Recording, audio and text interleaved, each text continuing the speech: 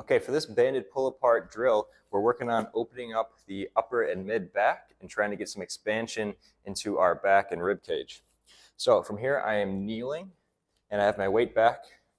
From here, I want us to do a low reach with our elbows. So we just need something like a bench that we can kind of reach our elbows towards. So instead of just resting on our elbows, I want us to think about reaching our elbows and letting our shoulder blades come around our thorax so that we're reaching our elbows towards the bench like this here, and let them rest on the bench a little bit, but again, maintaining that reach feeling. And while we're doing that, we have a band here, and we're reaching our elbows down, and then it's a very light pull, ever so slightly, where I'm pulling these hands out, but just enough to create a little bit of tension in that band. So I'm reaching, my shoulder blades are going around my thorax, I'm pulling my hands apart slightly, and then the last thing is I want you to think about being as tall as you can in the spine. So the whole time, trying to be as tall as you can. We're not slouching or resting down onto our elbows here. We're staying nice and tall. Think about from your sacrum to the top of your head, being as tall as you can, reaching the elbows, pulling that band apart slightly, and then from here, it's breath in through your nose, and then all the way out through your mouth as slow as you can.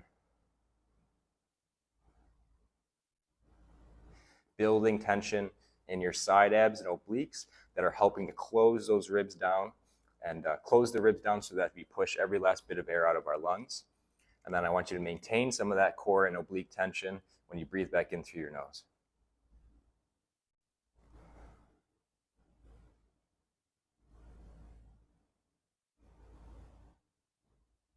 And then from here, we're just repping that out, maintaining our positions of the reach, the slight pull apart, and a tall spine. And again, that tension that we build in our side obliques that are pulling our ribs inward. Again, we don't let ourselves crunch. We just let our obliques and our diaphragm do the work for us. We maintain some of that tension as we breathe back in. That helps keep those ribs down. And then we just breathe from this position. Again, the whole time, it'll be opening up and expanding our upper back. So go ahead and give that a try.